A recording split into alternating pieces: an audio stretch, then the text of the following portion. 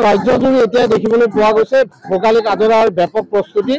ব্যতিক্ৰম নহয় নলবাৰী আৰু নলবাৰীৰ মাজদিয়াত যি ৰংঘৰ আৰ্হিত নিৰ্মাণ কৰা হৈছে এই ভেলাঘৰ আৰু এইবেলি যি সপ্তম বাৰ্ষিক মাজদিয়াত যি সপ্তম বাৰ্ষিক এই ভেলাঘৰ নিৰ্মাণ কৰা হৈছে। এনেধৰণে মাজদিয়াবাসীয়ে ওলাই আহিছে আৰু এই যি ভোগালী যি উৰুকাৰ নিশা ইয়াতে লগে ভাগে এসাঁজ খাব আৰু এনেধৰণে মাজদিয়াবাসী ওলাই অহা দেখিবলৈ পোৱা গৈছে। আৰু এই যি ৰংঘৰ আৰ্হিত নিৰ্মাণ কৰা হৈছে যি ভেলাঘৰ আৰু এই ভেলাঘৰত দেখিবলৈ পোৱা গৈছে গাঁৱৰ ডেকা গাভৰুৱে হওক বা বৃদ্ধই হওক বা শিশুৰ পৰা এনেধৰণে যি এক উখল মাখল পৰিৱেশ দেখি পোৱা গৈছে। আৰু মোৰ লগত এই মুহূৰ্তত মাজদিয়াবাসী এগৰাকী বয়োজ্যেষ্ঠ লোক আছে, তেখেতৰ পৰা মন্তব্য ল'ব বিচাৰিম। কেতিয়াৰ পৰা আপোনালোকে নিৰ্মাণ কৰিব পাৰিছে? আমি এই ভেলাঘৰটো 10 দিনমান আগৰ পৰা আমি বনাই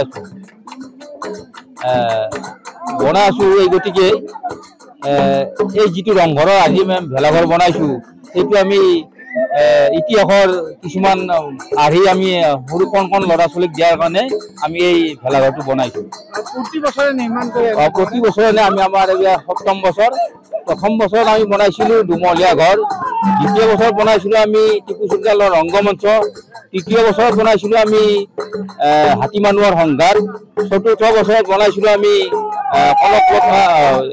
কনকলতা বৰুৱাই গভীৰ থানাত পতাকা উত্তোলন কৰা তেনেকুৱা এটা দেখুৱাইছিলো। আৰু পঞ্চম বছৰত দেখুৱাইছিলো আমি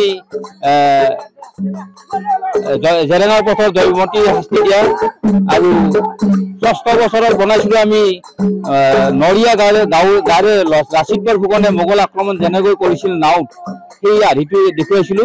এইবেলি আমি শিৱসাগৰৰ ৰংঘৰৰ আৰ্হিত এই ভেলাঘৰটো বনাইছো। আৰু এই যি কামখিনি আমি কৰি আছো বছৰ প্ৰতি বছৰে আমাৰ এই ডেকা চামৰ উদ্যোগত আমি এইখিনি বনাই আছো।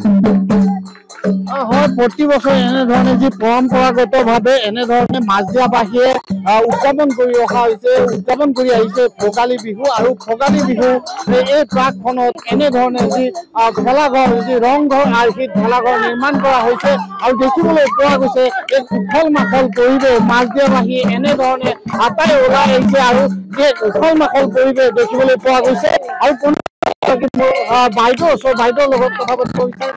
কেনেকুৱা প্ৰস্তুতি আমাৰ প্ৰতি বছৰে এনেদৰে ভোগালী বিহু উদযাপন কৰি অহা হৈছে। এইবাৰ সপ্তম বাৰ্ষিক আৰু ইয়াত আমাৰ বিভিন্ন কাৰ্যসূচী আছে, যেনে ধৰক একক নৃত্য প্ৰতিযোগিতা, বিভিন্ন খেল ধেমালি, মহিলাসকলৰ মাজত বা শিশুসকলৰ মাজত খুব ধুনীয়া আনন্দ। এইকেইদিন আমাৰ খুব ধুনীয়া ফূৰ্তি লাগি আছে। সকলোকে মই ভোগালী বিহুৰ শুভেচ্ছা জনাইছো। পিঠা পনা হৈছে, সেইবিলাক হৈছে। এতিয়া আমি লগে ভাগে এসাঁজ খাম ভোগালী মিঠাই ইয়াতে সকলোৱে লগ হৈ আনন্দ ফূৰ্তি কৰি, আৰু সকলোৰে যাতে বছৰটো কুশলে যাওক মই তাৰে কামনা কৰিছো। ধন্যবাদ।